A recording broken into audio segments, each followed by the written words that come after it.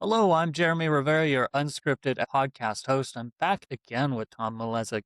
I just couldn't get enough the first time around, but we will, for the sake of audience new now joining us, ask him our regular question is, why should we trust you as an expert in marketing?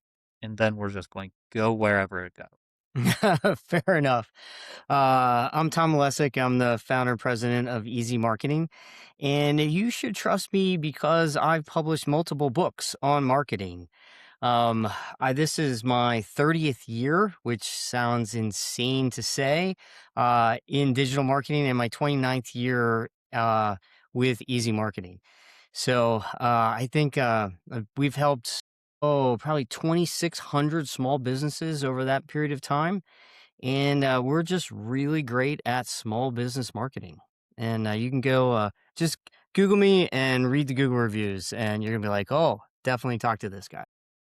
I like uh that the fact that you've stuck with your own stuff for 29 of those 30 years. What Yeah. was it in that first year that led you to being like, you know what? I'm going to set up my own marketing. It'll be easy and we'll do it for the next 29 years.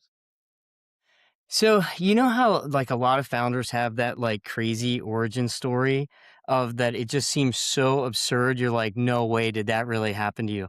Like I really have that story. So, I was working for a friend of mine that I knew in college, and he pulled me aside one day, and this is 1996, and he says, "Hey, a buddy and I, we're starting a website design company, and we need a sales guy. Would you be interested in doing that?" And I looked at him and said, "What's a website?"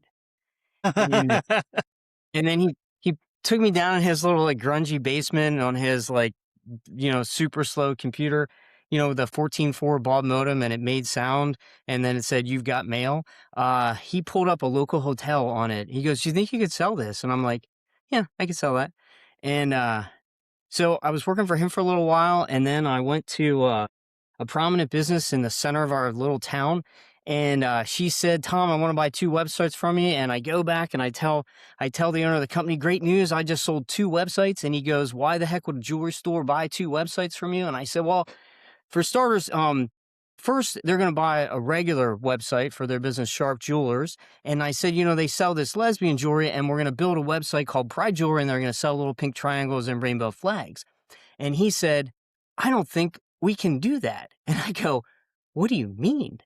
and so he was too homophobic to take them as a customer. And eventually I said, "Do you want my laptop now, or do you want 2 weeks notice?" And he took my laptop immediately. I walked straight down the street and said, "Hey, good news, bad news.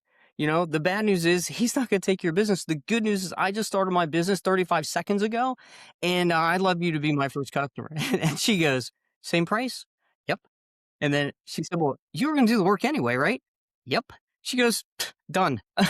So, yeah. So, had he not done that, I might still be working for him. Who knows? Yeah. Well, I love Crazy.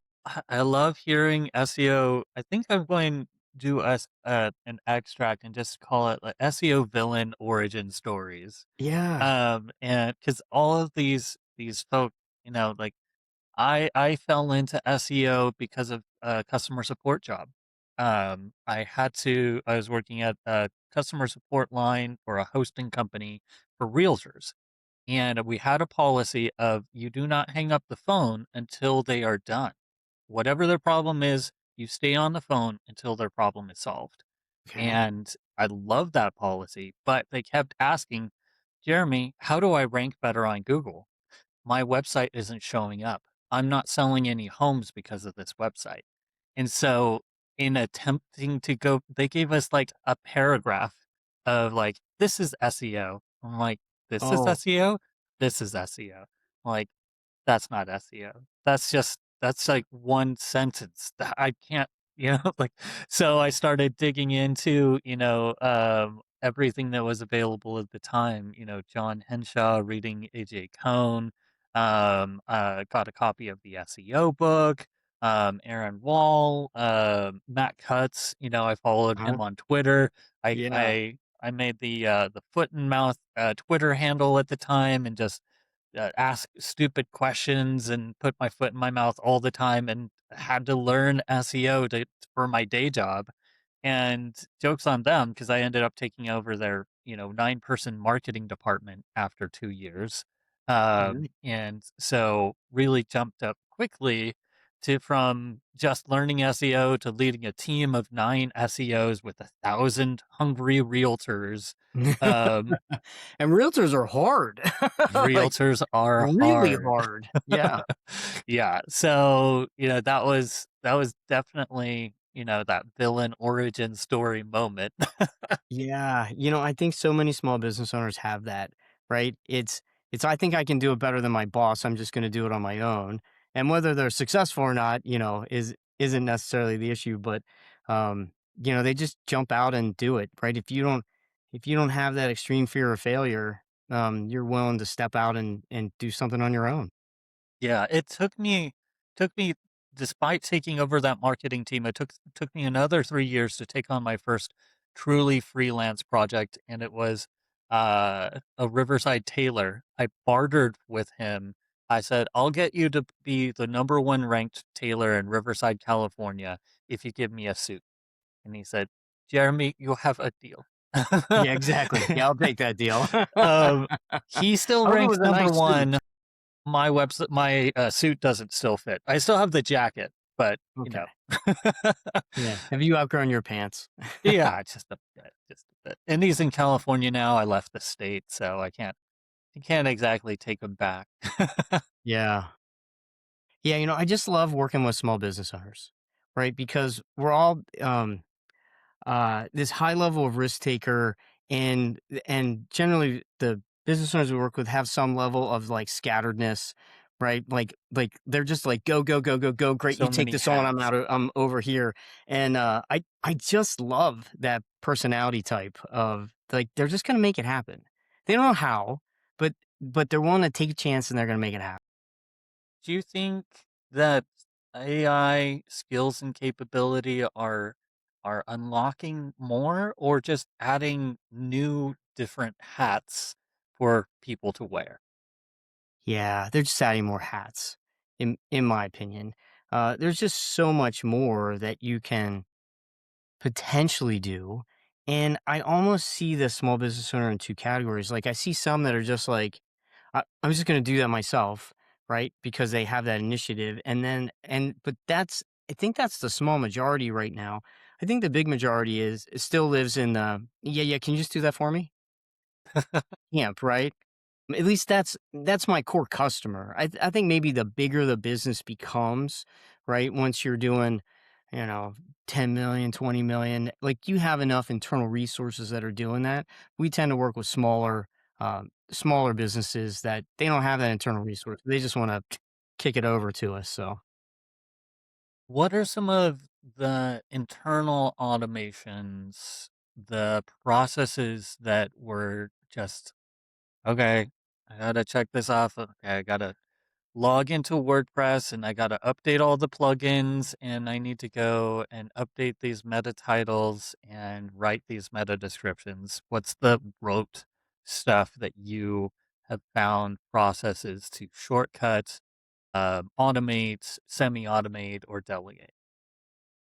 yeah, I think the biggest thing we've really automated is content. So, one of the things that we have a platform called Hats.ai, and we've built it. It gives you access to I don't know like 70 different AI models. You don't just have to buy Claude on its own. Um, it we've created agents for each one of our customers. So we just keep training and training the agent of what does this customer do? What's their voice? How do they talk? What do they never say? What do they always say? So every time we create a piece of content, the client approves it. When the client gives us feedback, then we go, oh, put that into the agent so that it gets better and better and better all the time at creating content, because it better understands that customer than any one of our team members does. Because it's hard to know everything about every client when you have 100 clients. It's hard to keep all that in your head, but the AI agent can keep that, in its head. I would imagine there's other aspects of managing a team to manage that many clients. what's been your growth curve there of adding humans, some lessons learned in, Mm. human acquisition? Yeah, you know, it's always one of the hardest skill sets because a lot of times, um, people interview differently than they show up, right? So, I don't know how much I've really used AI in hiring other than, AI assisted job descriptions or cross comparison or do some research. But at this point, we kind of know a lot of that information for the people that we're hiring. Sometimes it's give them a test. So in other words, build me this, analyze this, tell me what's wrong here. Take this campaign and tell me what you would do differently.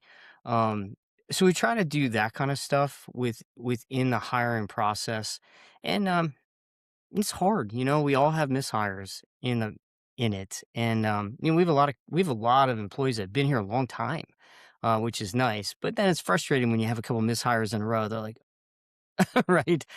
You know? Uh, so I don't know how much I'm using AI in that process. That feels very human to human to me. We want to build those relationships. I view AI as helping humans more than replacing some of those interpersonal skills that I see in the interview process. Still remember the first person that I had to fire. I figured So hard. out that he had faked tickets for completed tickets for 2 weeks and had built a paper, motorcycle, papercraft motorcycle at his desk in that Oh, time. I good.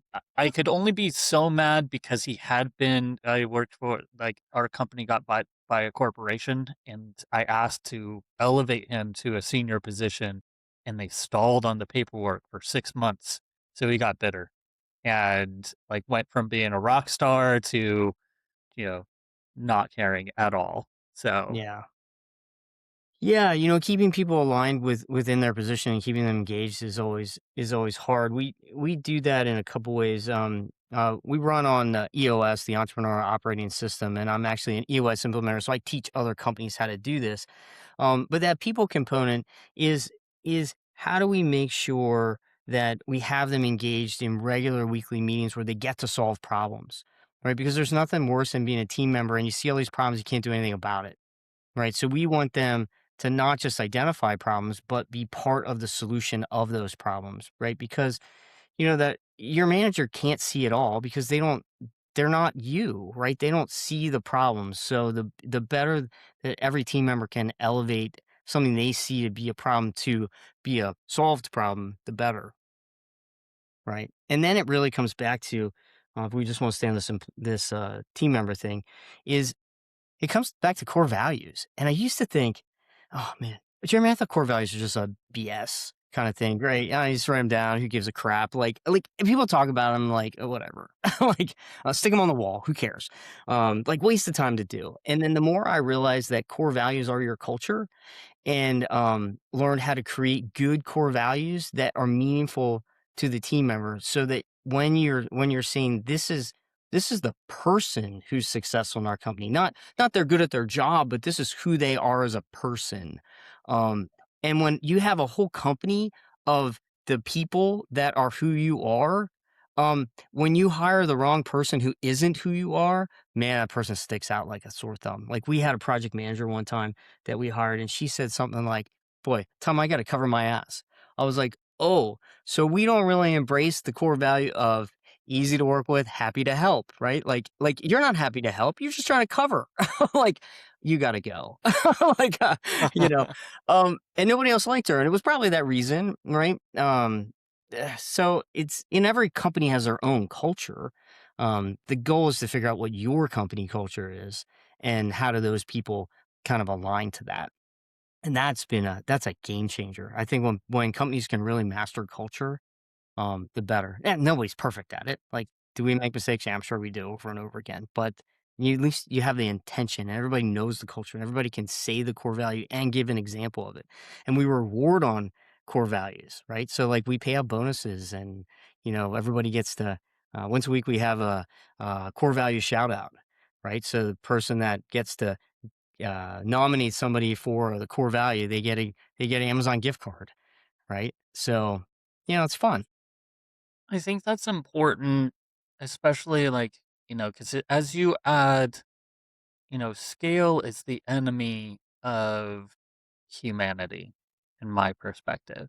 And so, like, you get the Amazon level, and humans are worth, they'll spend more repairing a robot than paying for they'll, oh, what was it? It was Amazon will pay for air conditioning for robots because they're more expensive to repair, but they won't put air conditioning into those same warehouses in the spaces where humans are because they don't get a return on that investment. And so it's Interesting. like, Oh, man. like, Ugh. once you scale up to a certain point, unless you're intentional about it, these small little pieces get stripped away. And you have Yes. to, it came up. I was interviewing Brandon Moon. He does end of life analysis for businesses. So he helps people exit their businesses either Yeah. because they're dying or because they want to retire. Yeah. And, most of us who have our own small businesses never went into it of like, how am I going out? What is this business going to end? And I'm like, freaking feet first, bro. He's like, okay, well, you're out feet first. What happens to your business after that? Because Right. because there's that apple pie company in New York that's been making apple pie since 1910. There isn't a 120-year-old person running that business. A Yeah. 150-year-old person. It's been Yeah. passed on, but they still have the same core values because the founder impressed. This is what we do. This is how we do it. This is what's important to us. Right. And the Hold the next line. CEO didn't screw it up, and that's the Yeah. important part. Let's just take Southwest, right? Like, I used to be the biggest Southwest advocate. Like it was fun, the flight attendants were funny, it was easy to get on with the plane, like, I had a whole I love Southwest. And now I gotta pay for my bag. I have an order that I board in. I gotta pick my seat. I hate it. I like now they're just every other airline, right? And so in other words, leadership changed the culture, changed what I loved about them, and changed what every business book has ever written about Southwest. They're now like anti-Southwest, right? They should change their stock symbol from love to just like the next guy. Yeah.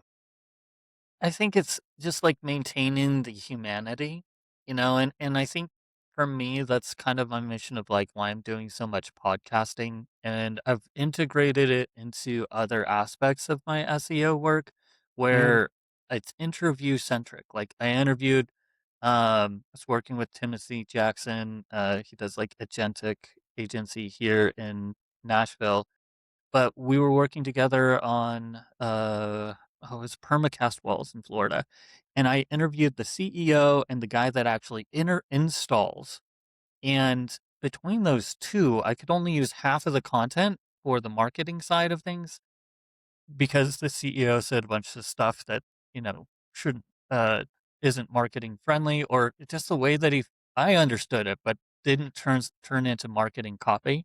But Okay. knowing, "Oh, hey, we have a truck driver sitting out there for, like, 4 days. He can't bring in the stuff because we didn't they didn't know that we needed this clearance when we went in," or we're looking for these type of permits, or these things are going to hold up the project, and, or oh, they always ask, "Can people dig under our concrete fences?" I'm like, "Of course they can. We put it down." But, that anti-dig feature they're always asking for, I'm like, "Is that on the site?" They're like, "No."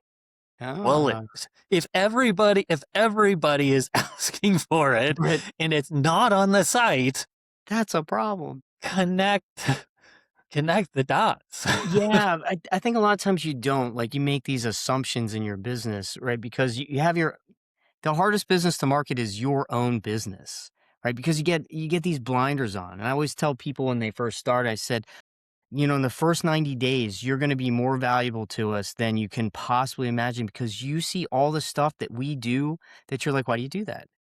Right? We can't see it because, well, that's how we do it. right? So it's like to get that team member feedback, especially right at the beginning, to like they see your blind spots. You just, like you don't see that mustard stain on your shirt anymore. Like you just don't even notice it. Yeah. And there's other things too. Like I just interviewed the owner of Ignit Bio, Jake Melendi, and he's like, people are leaving this money on the table because they're not calling back, like for especially for local service businesses. He did a study and it was like 2% of people followed up on a contact more than once. 50% didn't answer in the same day, and there was a really high percentage of people not following up at all. Yeah, And yeah, then you go through all this work, and if you talk to like local small business owners, they've got a construction firm or whatever. They're it's like, the "Oh yeah, if worst. I just had more business, and could you do more marketing to get more leads?" I'm like, "Well, what are you doing with the leads you've got?" You know, the I one I know. helped with, I looked at their Facebook messages, and there were like 12 people that had messaged that had never been responded to, and one Yeah, of them turned into, once we warmed it up, $100,000 renovation job. mhm, yeah. That is so common in small business. I was talking to a small business owner today, and I was looking at his site, and I said, "Well, one of the things I would do is like your phone number's not, you know, on up in the top part in the navigation. Like I think that would help with conversion. That's kind of a standard best practice. We put your phone number up there." He goes, "Oh yeah." He goes, "The last guy wanted to do that too. I don't really want people to call me." I was like, "Okay, like all right." Uh, he's like, "I just want him to email me," because, like, he didn't wanna answer the phone, right? Like, "Hey, my Yeah, people are busy, I don't wanna answer the phone." Um, and I think that's a real common thing. He's a manufacturer, but, probably, higher tolerance to fill out a form or hunt for a phone number on a very specialty manufacturer business than it is on you trying to buy a fence for your yard, right? Like, those consumer services are, notorious for never calling you back. there's a flower shop here in Cookeville. She intentionally has not only removed the phone number from her site, but removed the phone number from Yelp, from Google My Business. You cannot call them. And she said, "It's because I don't like the atmosphere of the phone ringing." I'm like, "Lady, I've been trying to buy flowers for my wife. Like, I can't get a hold of you." So, like, Yeah, I happened to be next door at the coffee shop, and I walked across the street because I thought it was some sort of error. Like, there's this weird thing. Like, "Hey, I'm an SEO. I can help you get your phone number in more places." Like, "No, I don't want it." And I'm like, "Well, I guess you don't want the business." well, I Get that you can have a off-site answering service. You can develop an AI response, especially for something as simple as flowers. Like, yeah. just an AI voice agent is now good enough to take flower orders, and then you get the message via text. They know when to come and get it.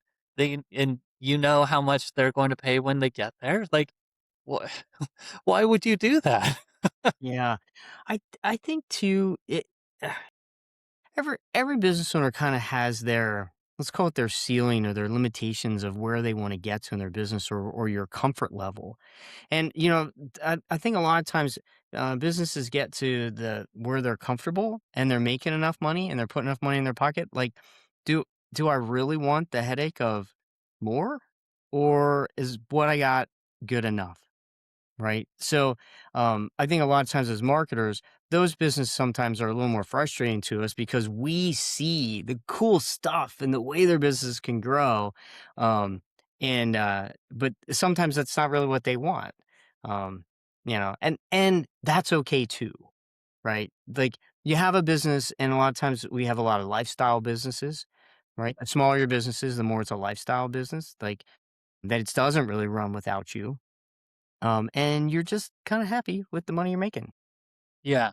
I think there is a good balance there of, and it goes back to that core values and just determining at the outfront, like, okay, because I've talked to founders, I've talked to small business owners, and a few of them are like, I know that I could get the big fish and I could land it and get a bunch of people to carve it up, but I'd rather have, a good solid roster of people that I like working with because, that happened at an agency where they were providing content services for Indeed, and it was a huge contract, and we had to hire they had to hire tons of content writers to do it, and then AI comes around and, "Oh, well, we're not doing Europe this month. Oh, yeah, we're not doing South America anymore. Oh, we're not doing Asia. Uh, we're doing half as much on North America." And so all of the infrastructure we created, as an agency to process the whale, yeah, Disappeared. disappeared. Because at some point, as an agency, if you take on too much for one client, you become a vestige of that one organization. Yeah, and, it's really interesting. So in our strategic plan, that's a big part of our strategic plan, personally. So, in other words, my business is built on a large volume of small customers. My top 5 customers could leave tomorrow, and I wouldn't have to fire anybody. Nice. So, yeah, I had a boss when I was in college. I sold vacuum cleaners door to door, which it sounds ridiculous, but I was good at it, and I kinda liked it. Um, and he would say, "Tom, the tail can't wag the dog." So when you have 1 or 2 customers that dominate your whole business, that's the tail. It's just they're just wagging the dog, right? Versus the other way around, right? You're gonna bend over backwards. You're gonna do things that you shouldn't do for that customer. That's gonna be to the detriment of your employees or your company in many cases, right? Because you feel so beholden to them. Oh my gosh, I can't lose them. I can't lose them, right? So then you start making stupid decisions. So, yeah, I think it's always a big risk, and agencies are notorious for it, right? They'll Yeah. have 7 customers and 3 of them are so huge, any one of them goes, half their business is gone. And it's a model. It's just not a model I wanna live in because I wanna sleep at night and not that I sleep great at night anyway, but I don't that's not the worry that I wanna have. And What that's not is the the worry I want my team to have because I always wanna, um, you know, there's this, um There's this concept that if you have a customer that's so miserable or treats your team poorly, um, like, why are you tolerating that customer just torturing you, your team, right? So, in other words, if the phone rings and you see their name come up on caller ID and your whole team goes, ugh, like, that customer's got to go. Like, Yeah. because who's more important, the customer or your team member? Your team member's more. Every day of the week, the team is more important than that customer, right? Because it's the team that's going to grow the business. You can get another customer, but having a high functioning team who has to work together, who knows that you care about them, that's more important than that customer who doesn't appreciate you and is mean to your team, you know? We've all had to have that conversation with a customer who did something, like, totally stupid or inappropriate with a team member. I had a I had a customer years ago, he called and yelled at one of my employees, who this woman took such good care of him, and she's so nice, and he called and yelled at her, and she's calling me in tears. "Oh my gosh, he yelled at me." I had to call him up, like, this is a 65-year-old man who's owned a business for a long time. I'm like, "Look, you can't yell at her. If you have a problem, yell at me." I go, "And now we're gonna hang up and you're gonna call and you're gonna apologize to her." "Okay, you're right, Tom. I'm really sorry. I was having a bad day." "Good. You call her now." Like, it's like, sometimes, customer coaching is just as important as employee coaching. But she knows and the rest of the team knows that I'm gonna stand up for them in those cases, and that's just so. I think these are the conversations that need to happen in the SEO space, like, it's hard because 'cause we're kind of fractured, there's freelancers, there's agency side, there's in-house SEOs, but, like, at the end of the day, like, there needs to be some dignity, in the process. Like, if you're coming to work for an agency, like, knowing that the agency owner's got your back, knowing that the client is important but doesn't come above employees, like, those are important values. Again, it comes back to that. And I think that's also like, that should be reflected in, how you front your company, and you do, I think that's the walking the walk, but you also have to say the walk that you're doing because if you have good values but they're hidden, you're not doing as much good as if you like walk the walk and talk the talk and built a good reputation on both sides of like delivering good work and treating your people right. Right. That's going to come out in Glassdoor. Eh, yeah. Well, and sometimes keeping the wrong people for too long screws up your glass door, right? Like, that's totally amazing. I had 3 people, oh man, 15 years ago, um, that said horrible things on Glassdoor. And it was unbelievable. Like, oh my goodness. But it happens, and, I should have got rid of him sooner.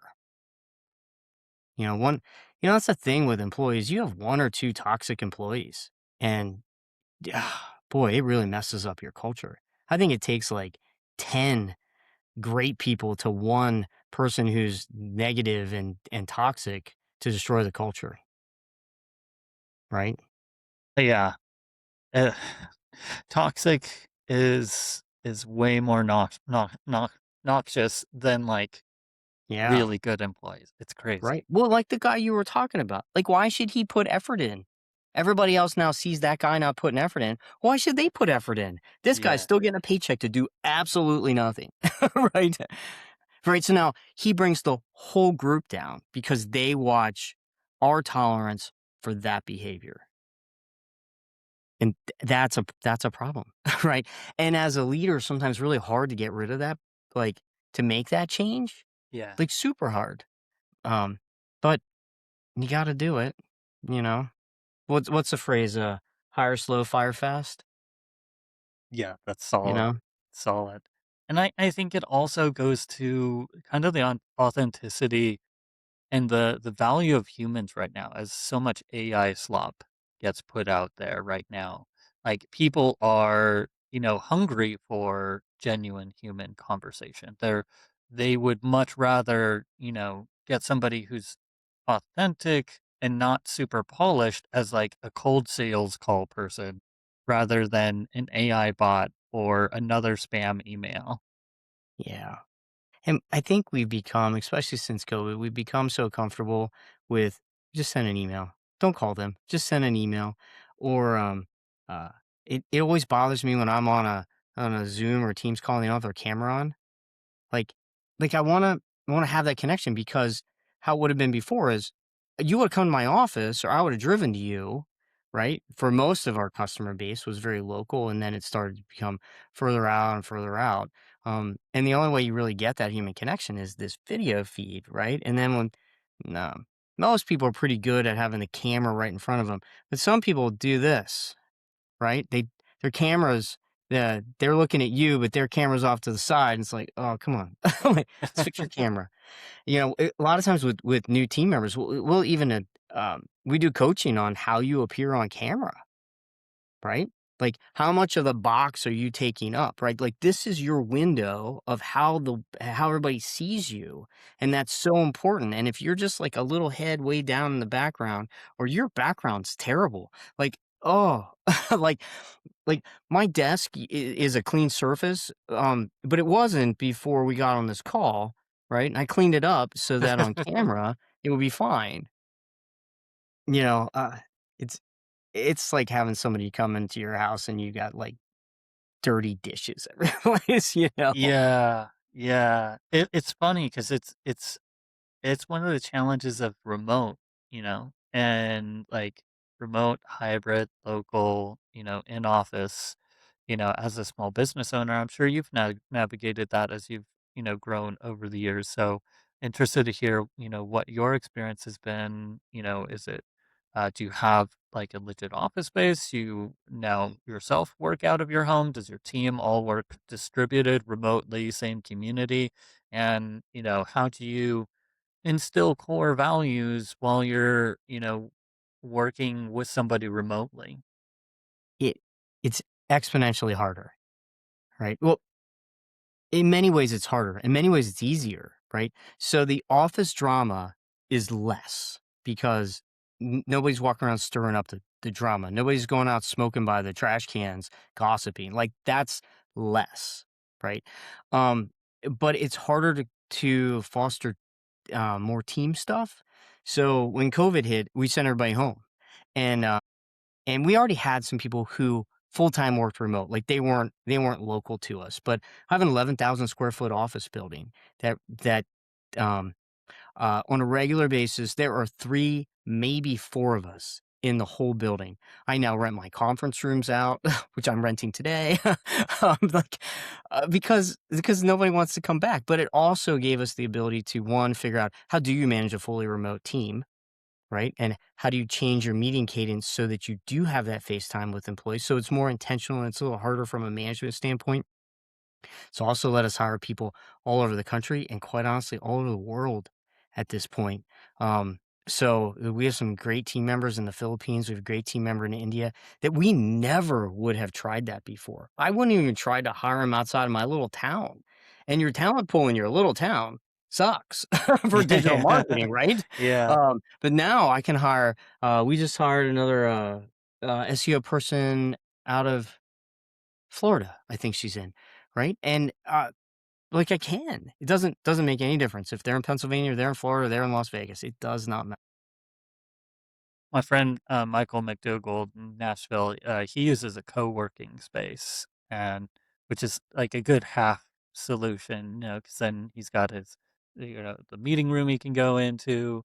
I think that's a good solution for a lot of SEO freelancers, because there is, you know, we're always hustling. We are small business owners and we're consultants, so we're either got too much work or we should have something in the pipeline because our own bandwidth, you kind of Yeah, own your job, and that's hard. I think it's hardest to be an SEO consultant because that bandwidth of like how many retainers do I need to live comfortably, but how many can I lose?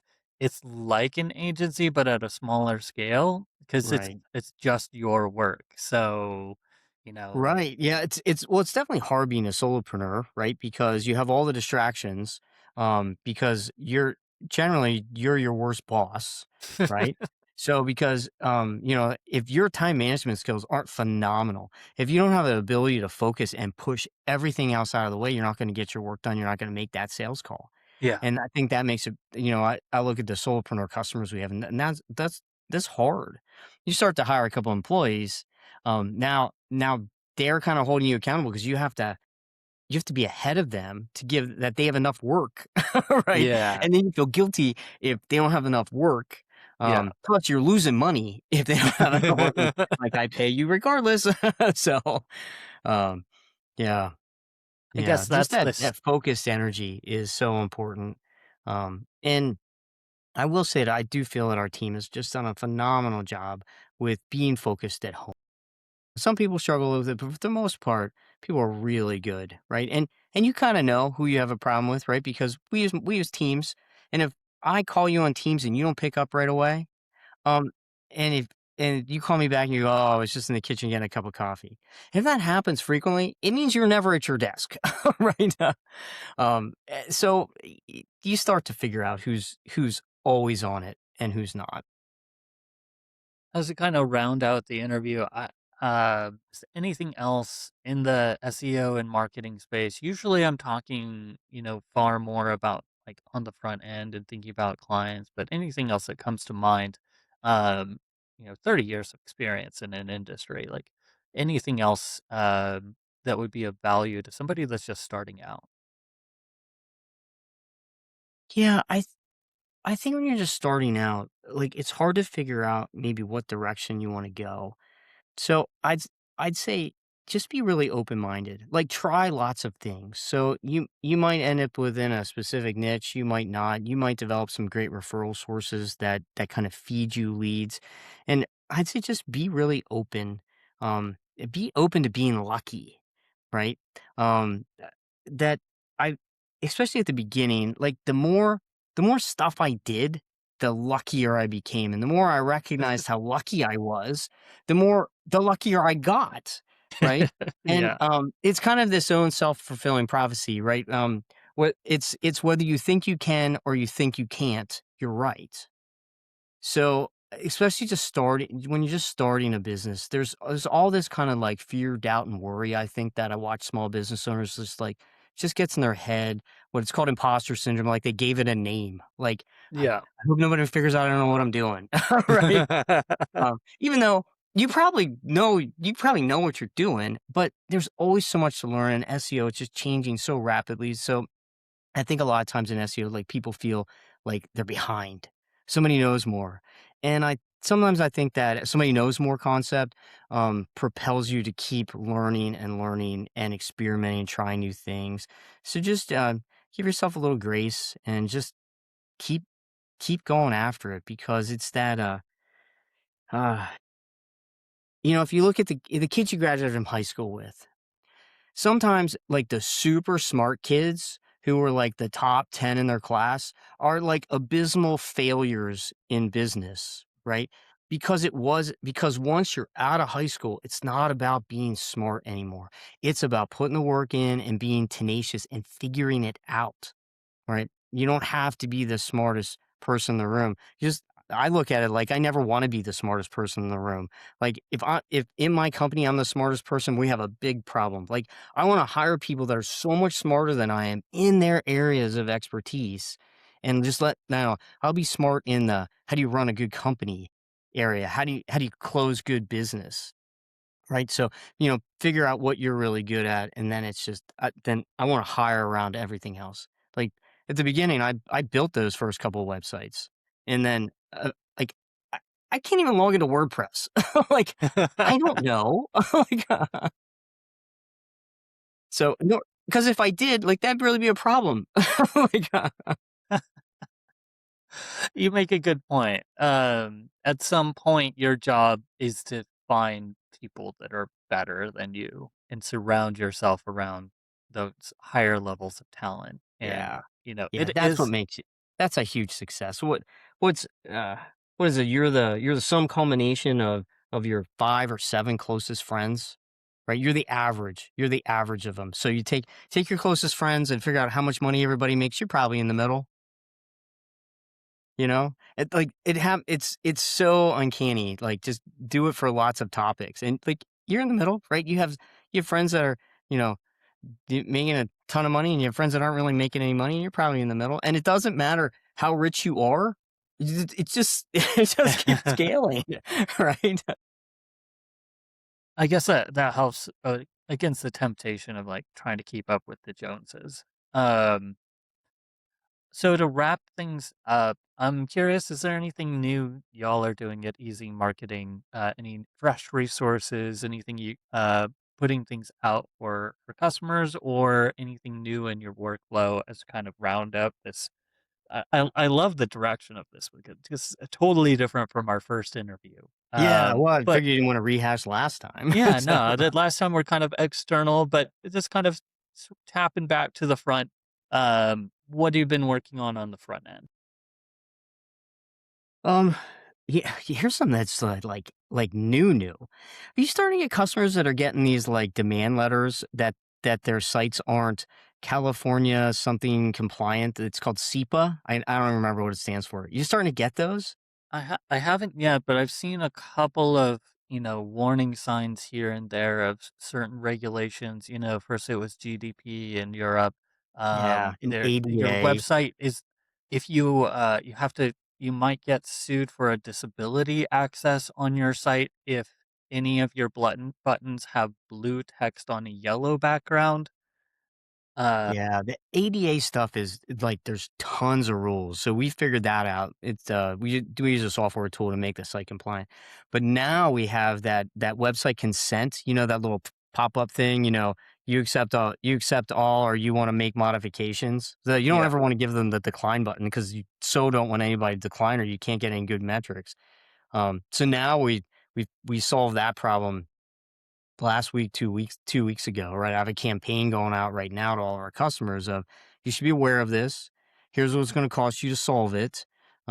Here's what, and I've got an ongoing plan so that you always stay compliant, right? Like quick fix one time, monthly fee. I'll pay attention to it all the time, keep you safe. What do you want? Um, and then all new websites that we're just building with that compliance building. Well, That's like new last week. So that's good looking out. Give a final shout out to your brand as kind of wrap up the episode. yeah, you bet. You want more information? Go to easymarketing.com. It's the letter E, the letter Z, marketing.com, and we'd be happy to chat with you. If you want to see Tom's last interview with me, it's on unscriptedseo.com. You can find it through the search bar. I've been upgrading unscripted SEO with marketing hubs. Actually, during my last interview, I was upgrading and making sure that I've got referral articles down at the bottom that are related, added marketing hubs, breadcrumbs, all through the power of Claude Code. Folks, thanks for listening and stay tuned.